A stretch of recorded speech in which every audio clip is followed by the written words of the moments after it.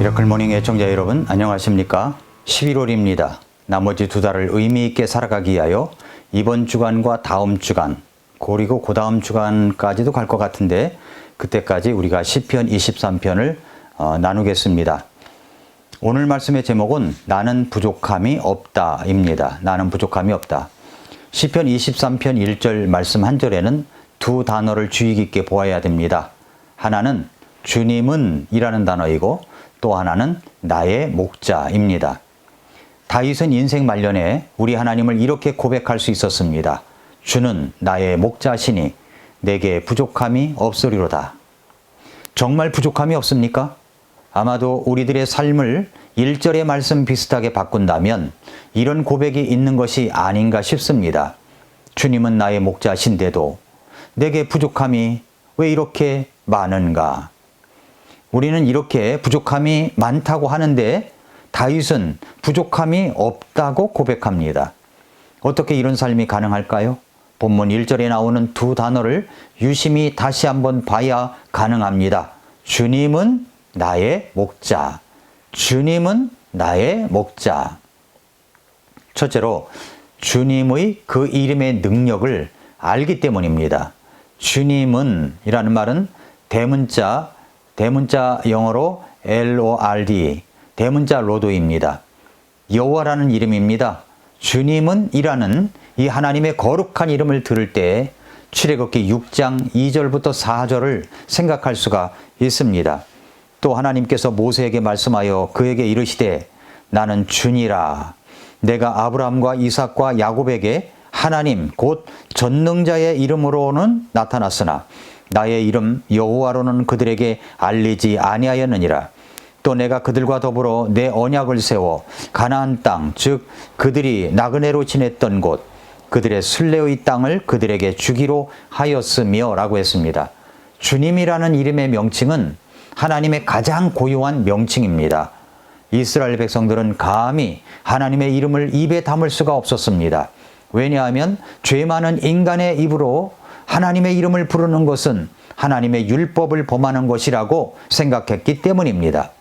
다윗이 주님은 이라고 할 때 아마도 그는 출애굽기에서 모세에게 이스라엘 백성들을 인도하라고 말씀하실 때 언급하셨던 그 말씀을 기억하고 있었을 것이라고 믿습니다. 출애굽기 3장 13절부터 14절에 보면은 모세가 하나님께 아뢰되 보소서 내가 이스라엘 자손에게 가서 그들에게 말하기를 너희 조상들의 하나님께서 나를 너희에게 보내셨느니라 하면 그들이 내게 말하기를 그분의 이름이 무엇이냐 하리니 내가 무엇이라 그들에게 말하리까 하매 하나님께서 모세에게 이르시되 나는 곧 스스로 있는 자니라 하시고 또 이르시되 너는 이스라엘 자손에게 이같이 말하기를 스스로 계신 이께서 나를 너희에게 보내셨느니라 하라 라고 했습니다. 여기 말씀에 뭐라고 되어 있습니까? 나는 스스로 있는 자. 나는 스스로 있는 자다. 여호와다. 하나님이다.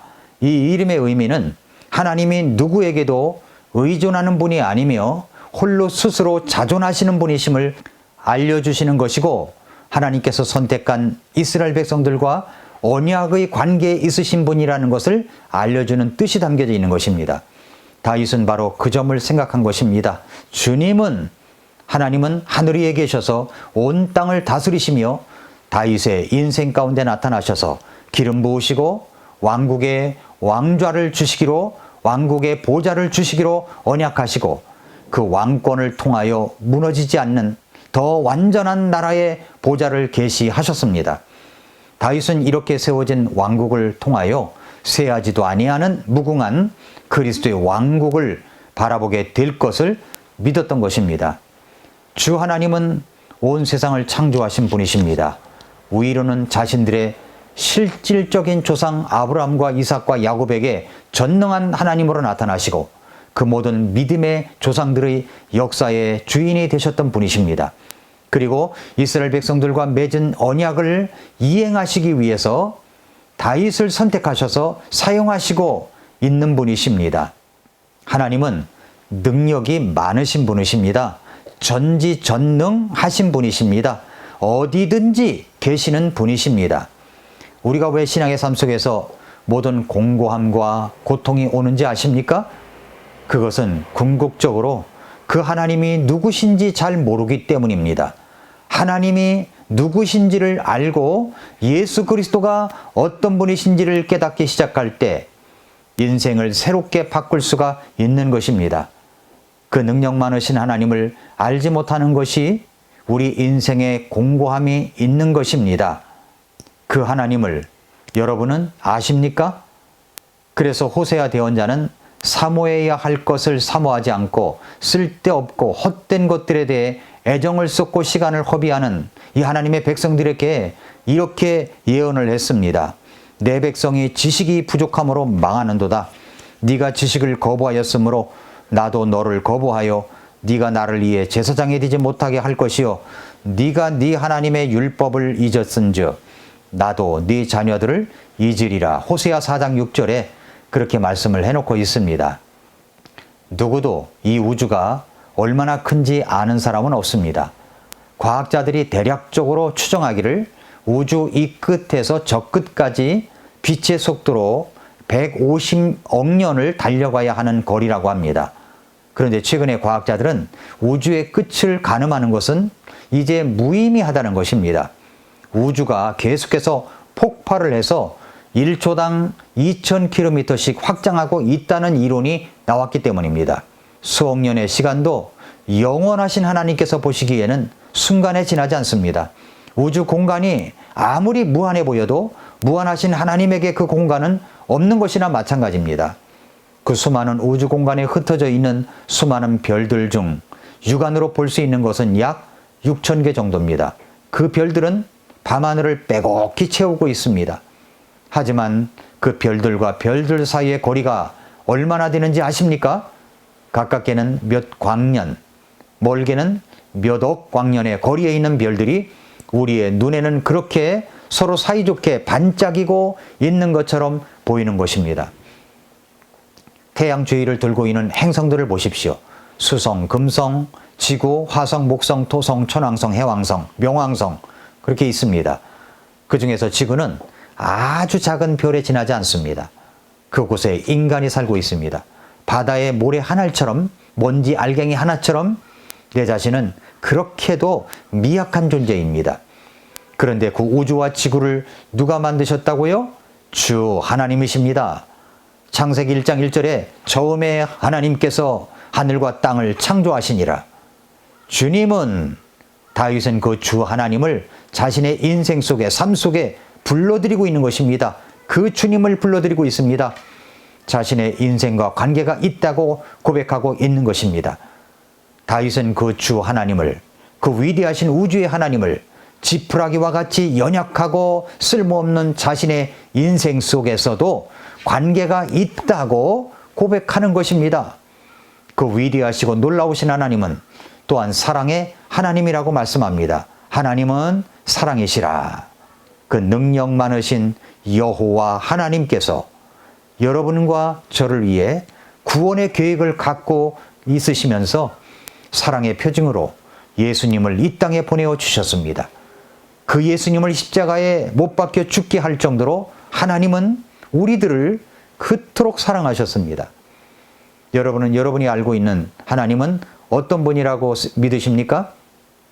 인생 자체가 아무리 전쟁터와 같다고 할지라도 주 하나님, 그 하나님이 나의 하나님이라면 믿음의 눈으로 고백할 수 있지 않을까요? 나는 부족함이 없으리로다. 그렇게 부족함이 없는 인생은 어떻게 가능할까요? 두 번째로는 그분이 나의 목자시기 때문입니다.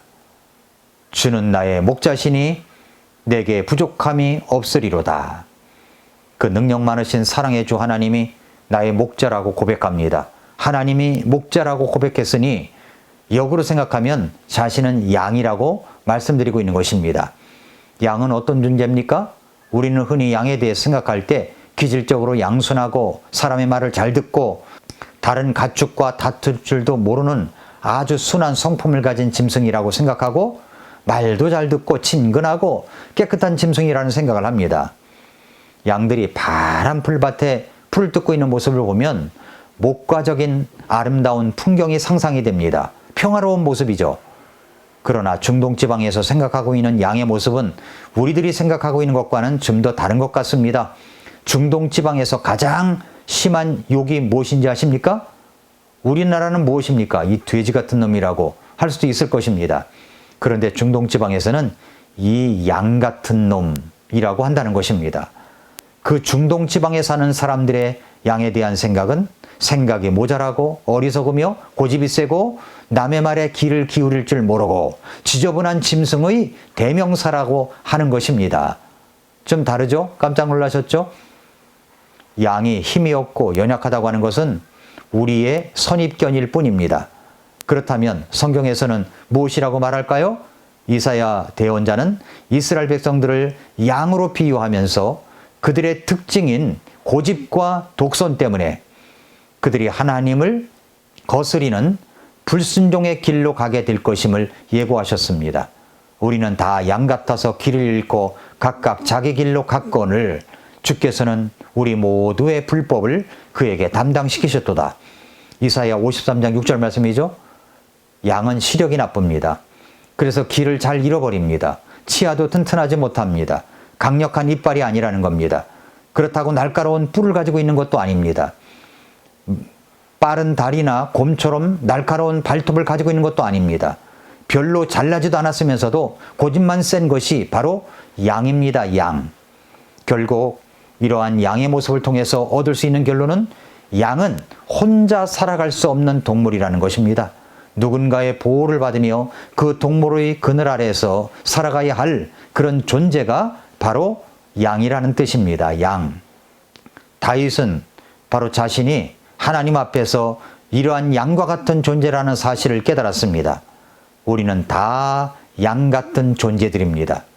그래서 우리는 목자가 필요합니다. 시시각각으로 공격해오는 이 세상에 세속적인 가치관을 갖고 있는 온갖 유혹과 핍박과 고통 앞에서 우리는 우리 영혼을 스스로 지킬 수가 없습니다. 우리를 향해 흰 이빨을 드러내고 삼킬 듯이 밀려오는 이 죽음의 도전 앞에서 어떻게 그가 자신을 지킬 수가 있겠습니까?